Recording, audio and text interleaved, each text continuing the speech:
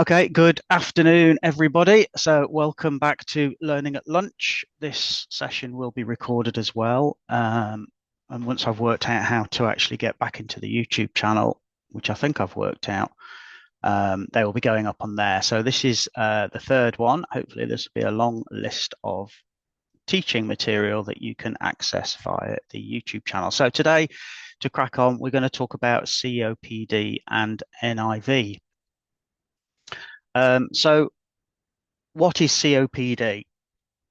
COPD is actually comprised of two different conditions. So you've got chronic bronchitis and emphysema, and people can have one or both, but there are some differences as to the pathophysiology behind them.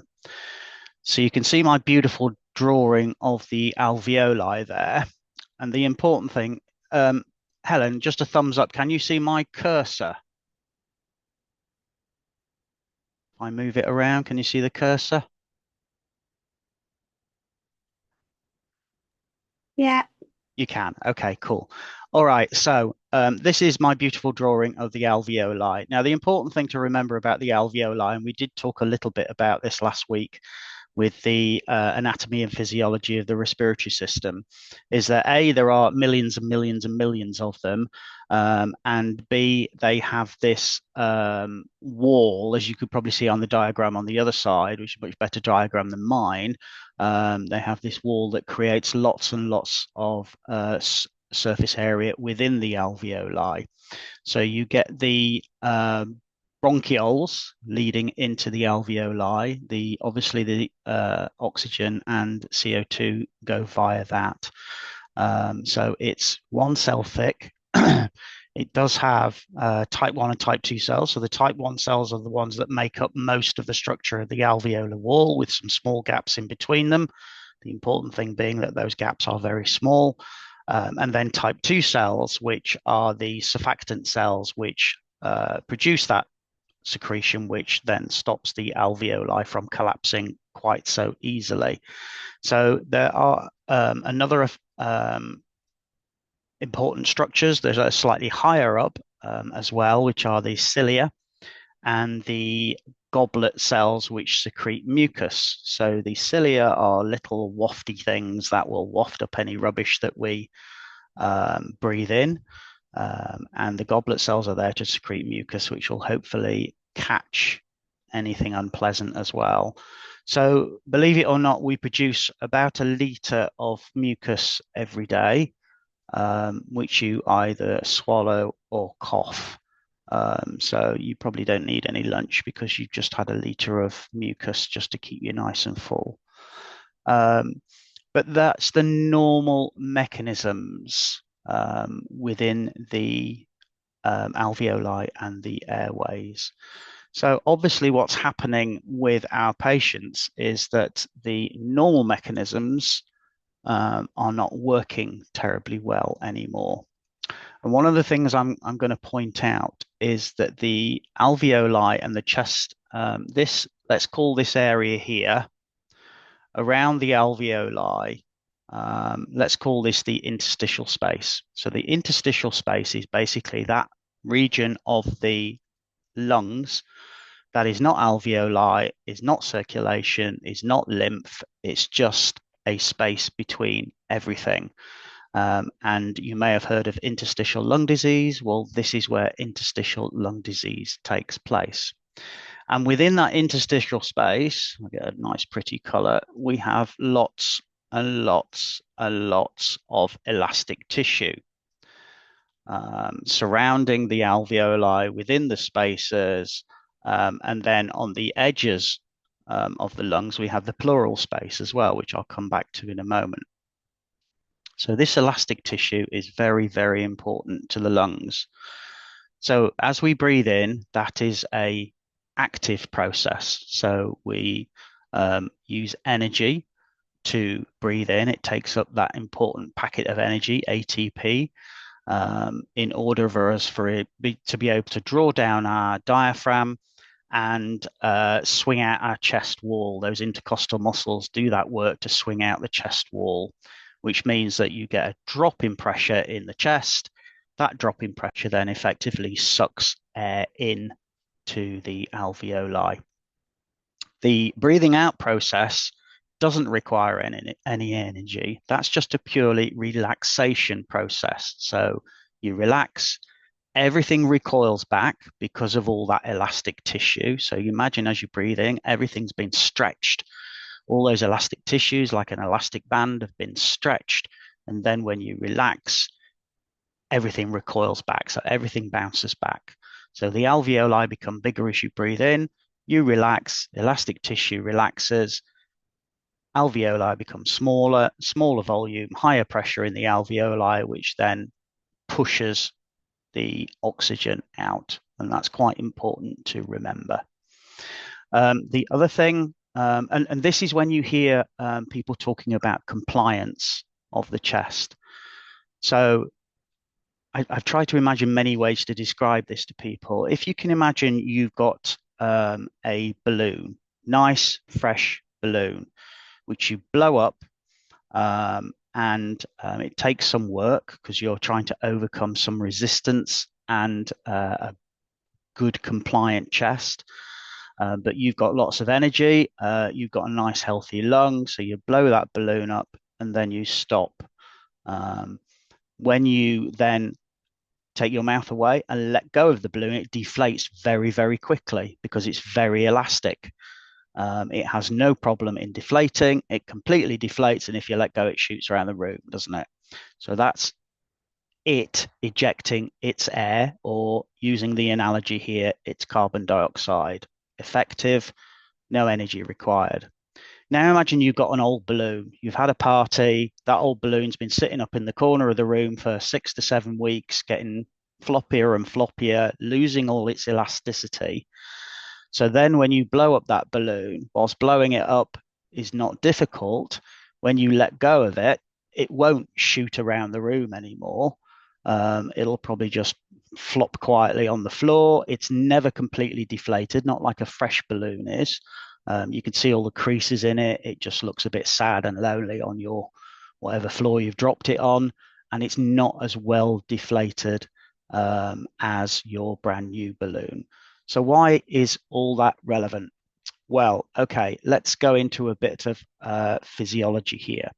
So emphysema and chronic bronchitis. One of the main causes for that, unfortunately, is cigarette smoking. There is another condition called antitrypsin D deficiency, which is a genetic problem. Some people suffer from it, and they have similar issues to your COPDs. But primarily, the main cause of COPD and emphysema is cigarette smoking. So what does the cigarette smoking do? Well, unfortunately, within the alveoli here, it causes the release of things like interleukin-6, interleukin-8, interleukin-1, tumor necrosing factor alpha, and this is all part of the immune response. The body thinks it's being attacked by something, so it releases all of these things to try and combat whatever it's being attacked by, and these interleukin factors will then enhance the immune response. So as part of the immune response, what then happens, I like my different colors. I'm going to have to play with the colors here. So what happens as part of the immune response is that neutrophils come rushing in. Oh, let's have a bolder line than that. Come on, big bold line. So neutrophils come rushing in from the body as part of this immune response because of these interleukins. And what that causes is that you get a combined, you may have heard of them, T cells. These are part of the immune response. So these T cells come shooting in as well. And they also start attacking the actual alveoli themselves. And one of the biggest problems is that all of this combined then starts to break down this elastic tissue, generates something called elastase. And this elastase breaks down all this elastic tissue. So now our patients have got a bit of a problem. This is emphysema in particular, and we'll go on to talk about bronchitis. So in emphysema, this elastic tissue has now been broken down. So the patients don't necessarily struggle to breathe in. Their problem is breathing out. They don't have the recoil in their chest wall anymore. So as they relax, that recoil, which they're relying on to eliminate the CO2, is not as effective. So what does that mean? It means that they start to retain CO2 within their lungs. And they're also retaining an element of volume in those lungs. So if you can imagine, every time you breathe out, you're not actually exhaling everything you've breathed in. Over a matter of time, that means that you're going to start increasing the volume left in your chest every time you breathe out. And this is why they start to get these huge barrel chests. So the chest has to effectively become bigger because they are retaining the CO2 and the volume of air within their chest every time they breathe out. So they get big barrel chests. Next time you see, if you get a confirmed COPD, go and have a look at their chest X-ray. And if one of us is around, just give us a shout, and we'll explain to you why we think this patient's has got COPD. They will have very hyper-expanded chests. Normally, what you do with a chest X-ray is you count the number of ribs you can see, and you're only meant to be able to see something like 8 to 10 posterior ribs. So we count them, and often you can see 10, 11, 12, because their lung has effectively got bigger to try and compensate for the extra volume inside it. The other thing you'll see is a flattened diaphragm. So the diaphragm starts to make room as well, in order to make room for this extra volume that's inside the patient's lung. So they've got this huge, huge volume. Breathing out for them is now much more difficult. You'll actually see, sometimes you'll see them what we do pursed lip breathing. So that breathing with their lips pursed, and that's just to try and get rid of more of this gas that's in their chest wall. So they'll breathe in, and as they breathe out, they're doing this pursed lip breathing as well. And commonly what you'll see, the patient with oh no, we'll come to that later because we're going to talk about NIV as well. I'm getting ahead of myself there. So for the emphysematous patient, what's happening is this elastic tissue. Right, let me rub some of this out. Let me see if I can rub some of it out without rubbing all of it out. Get rid of those, that. So for those of you who joined a little late, interstitial lung disease is the disease that takes place between the alveoli and the circulation, basically. It's not a disease of the actual alveoli itself. It's a disease of the structures around it. For somebody with a COPD, it's that elastic tissue that sits around it. So, just whizzing through my notes so I don't miss anything. Yeah, so let's go on to talk about bronchitis. So bronchitis, again, a common disease of the smoker. So one of the things that the body will try and do is it will increase the secretions produced by the goblet cells, hopefully to catch all this nasty stuff that the smoker's breathing in. And as a consequence, those secretions may start to become a little overwhelming. So it's a very progressive disease. The definition of bronchitis, I think, is you have to have 3 months of the year for 2 years where you've got this horrible cough bringing up this phlegm. And remember that we generate at least 1 litre of phlegm. So your chronic bronchitis patient, their problem is multifold as well. So if you can imagine, they've got lots of phlegm here at the bottom of the alveoli, and they've also got phlegm down here in the actual airway itself. So that is my wonderful drawing of phlegm. So this is all this mucus, okay? Now, Again, having covered this in the physiology talk last week, there's a number of important factors that are going to increase the diffusion of gases across a membrane. So there's three main factors. One is the thickness of the membrane. Two is the surface area of the membrane. And three is the partial pressure of the gases. And by partial pressure, I mean that the air entering the lungs will be something like perhaps, I don't know, 15 to 20 kilopascals of oxygen, and that traveling in the circulation, because it's been depleted by the body, may only be 5, 6, or 7 kilopascals of oxygen. So there's a difference in pressure between the two. These gases are exerting a pressure on their surroundings. Now, if there's that pressure gradient, then the higher pressure will move to the lower pressure area. That's diffusion for you, and it will equalize. Same thing for CO2. But now we've got mucus in our alveoli. So that mucus in the alveoli is effectively increasing the thickness of the surface area, which means that the diffusion is slowed down. It's also, in some ways, decreasing. Yes, I am sharing the screen. I think everybody else can see it. You can see the screen, Helen? Yeah, so I don't know, it might be a problem your end. I'll carry on anyway.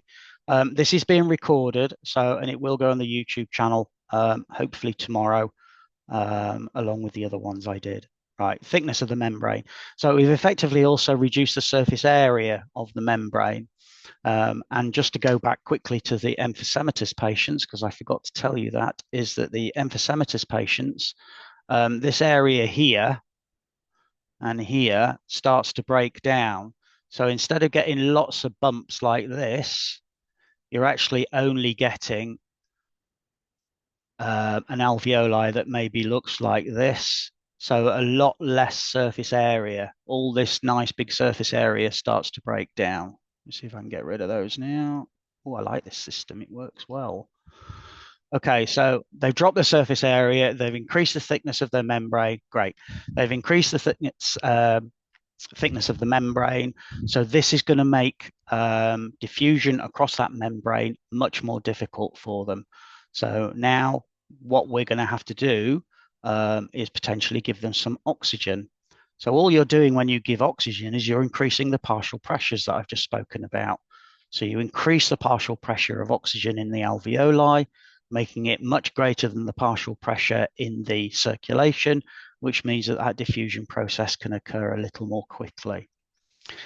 I also drew these lines up here. So remember, we've also got mucus in the airways themselves. Now, the airways are really, really important. There's two main concepts that you need to understand about, excuse me, about the airways. One is compliance and the other is resistance. So compliance is about how malleable, if you like, the lungs are, how well they'll recoil, how well they'll expand. But resistance is how hard it is for the air to actually go through those thin tubes that comprise the airway. And remember, those tubes are getting narrower and narrower. Now, if you increase the resistance, sorry, if you get this right, if you decrease the narrowing, if you decrease the diameter of an airway, I'll get there in the end, basically what you're going to do is increase the resistance of that airway. So it's going to make it harder for a gas to get through. You've only got to know that yourself. Pick up a straw and try and breathe through it. Okay. It's very narrow. It's the same thing for our patients with an ET tube. We stick a tube in, suddenly we've narrowed their airway. So their resistance goes up. That's one of the reasons why we use fairly high airway pressures to get the gas in. You and I only have to drop our pressure by -1 or -2 centimeters of water to fill our lungs. And yet we ventilate our patients with what, 15, 20, 25 centimeters of water. So the way we breathe is very effective. The way a ventilator breathes is very ineffective. And one of the reasons for that is the endotracheal tube. So to get to my point, these Secretions now have narrowed that airway. And just to give you some idea of what a big difference that makes, if I halve the size, the diameter of a tube, I increase its resistance by 16 times, so by a factor of 4. So you haven't got to do much. You haven't got to do much narrowing of an airway to increase the resistance of that airway, which again makes it harder for the patient to breathe, makes it harder for them to get gases in, and it makes it much harder for them to get gases out. So now if you've got increased secretions anyway, normally, but you come in with an infective exacerbation of bronchitis or a COPD, it means that those mucous membranes are now more and more inflamed. You've got more mucus actually in the alveoli themselves, which is cutting down on your diffusion process for the reasons I've mentioned, making it harder and harder and harder for you to breathe. Now imagine I also now give you a tachycardia, which you're going to have because you're unwell, you're working hard, you're tired. Let me get a red here. Not very good with colors, but let's give it a go. So this is your capillary going past, okay? Now the blood is going past the alveoli and picking up oxygen and depositing carbon dioxide.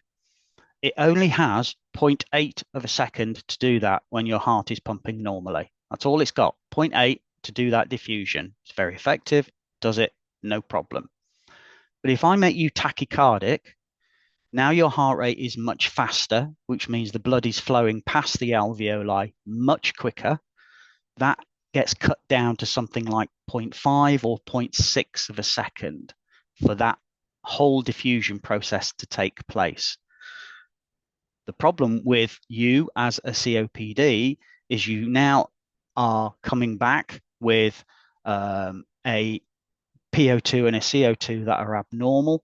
And because the blood is rushing past much quicker, it's got less time for that diffusion process to take place. On top of the thickness of the membrane, on top of the surface area being cut down if you've got emphysema, and now suddenly you're going to become hypoxic. So those problems are just becoming worse and worse and worse. Just checking my notes in case I've missed anything. Yeah. Okay. So just as a quick, mucus plugging is often common in bronchitis. So they'll get big lumps of mucus. And if you've got a big lump of mucus in one of your airways, then basically you're not getting any gas exchange down there. So we've got what's called a shunt. So basically you've got this airway here, it's got nothing coming in it. And now you've got this blood supply going past it. There's no gas exchange taking place because there's nothing significant in here for that gas exchange to take place. And that's going to make your hypoxia and your CO2 retention worse because your CO2 should be escaping out and your PO2 should be coming in. Well, that's not happening either. So the problem is becoming worse. So what happens with your COPD patient? Typically your COPD patient, when they're having an infective exacerbation, whether it be emphysema or bronchitis, they will get an infection on top of whatever they live with normally, creating these problems for them. They might spike a temperature. So now you know what happens if you spike a temperature, your heart rate goes up. Their heart rate goes up because they're having to work so much harder, and they get tired very quickly. So effectively now that ventilation, which has always been a problem for them, they can't get the CO2 out, is now becoming more and more of a problem. They're really not getting that CO2 out at all. So they start to suffer from the effects of that.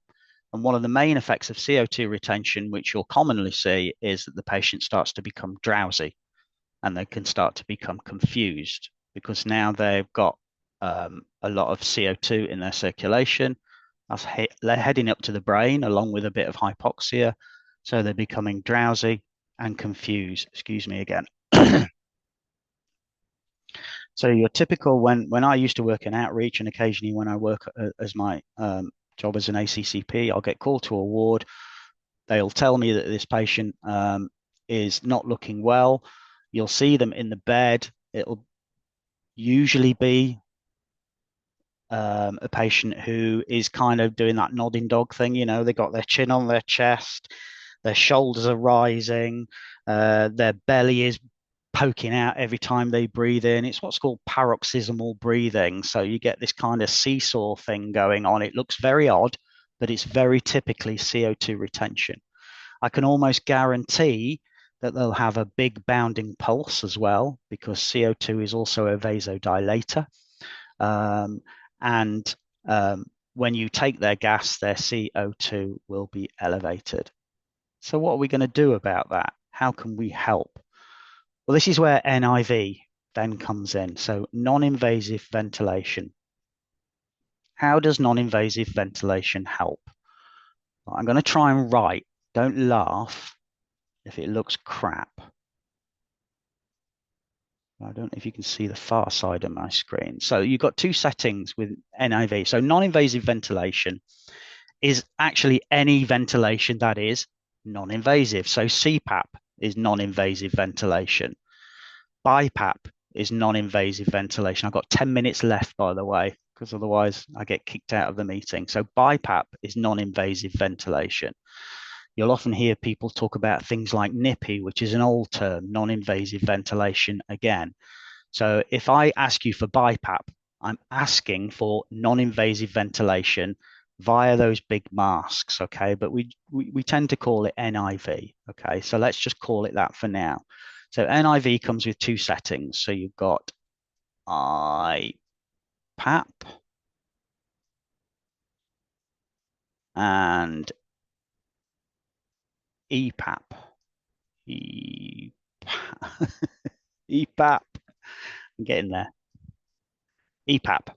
Right. So what is IPAP? So IPAP is the higher of the two settings.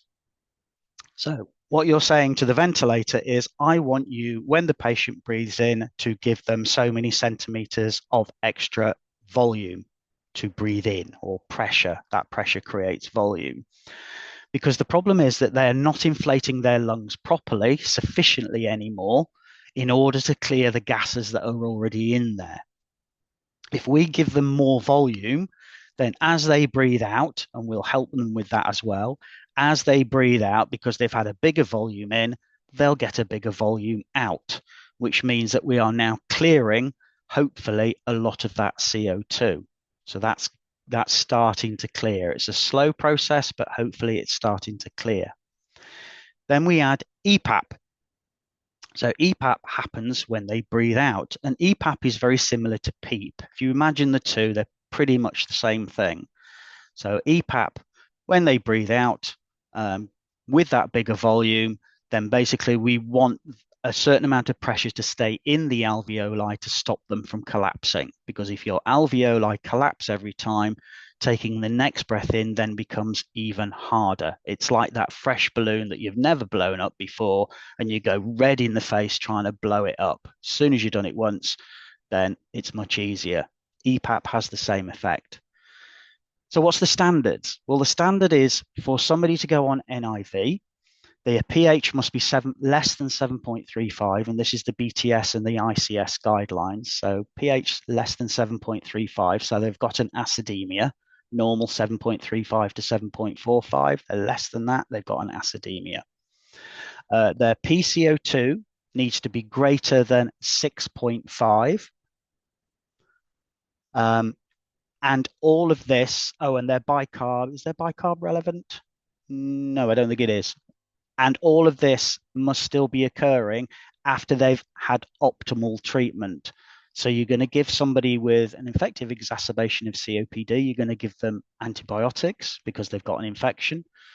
You're going to give them steroids to try and dampen down the inflammatory process, which is what's causing them a lot of problems.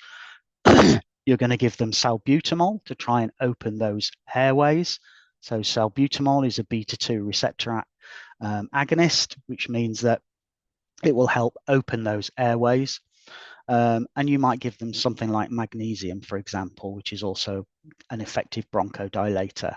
Magnesium for anything these days. If after all that treatment, their CO2 is still climbing or not coming down, or their pH isn't improving, then they are a good candidate for BiPAP. What do we start them on? BTS ICS guidelines say we start on an IPAP of 12 and an EPAP of 4. So we start them on those. We see what kind of tidal volumes they're generating, and we see whether they start to improve or not. Obviously, if their tidal volumes are crap on an IPAP of 12, let's say they're only tidal volumes of 200-300 for an average sized person, that's probably way too small. Then you can increase very slightly. So go up by 1 or 2 centimeters each time and see how you go. Now, EPAP will help improve their oxygenation. So you shouldn't need to mess too much with that, because remember, we're aiming for SATs of 88 to 92. So actually, you don't want to be giving them too much oxygen if you can get away with it. How much is too much oxygen?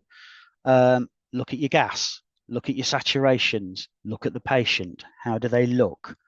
Are the SATs 88 to 92? If yes, fine. They've got more than enough oxygen. If not, then you're going to have to go up on the oxygen. And of course, the risk of that is that you might worsen their CO2. We can tolerate a CO2 if the patient isn't becoming more acidotic. So the key is, if their pH improves to 7.35, 7.36, and their CO2 is still 8 or 9, that's fine. Their pH is fine. The patient has compensated for it. One of the ways the body compensates for this chronic CO2 retention is it creates more bicarbonate, which you'll see on your blood gas. So you'll know somebody is a chronic CO2 retainer because they'll have a high bicarbonate. Their bicarbonate will be, it's normally 18 to 22. It'll be up to 30, 35, 40. That tells you that this is a chronic problem for them.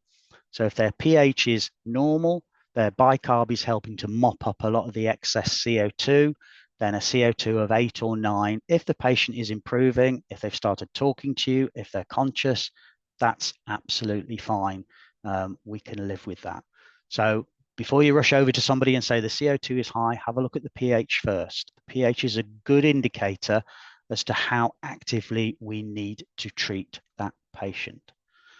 So obviously, I won't tell you the nursing stuff with NIV. You know all that stuff, fitting the mask correctly, reassuring the patient, giving them breaks whenever possible, but closely monitoring them as well. So I would suggest that once you've put somebody on NIV, that you should be doing a blood gas certainly within an hour to see whether it's improving, and then within 4 hours after that. Again, that's ICS and BTS guidelines, but be guided by the patient as well. This isn't all about sticking machines on people. It's about actually looking at the patient as well.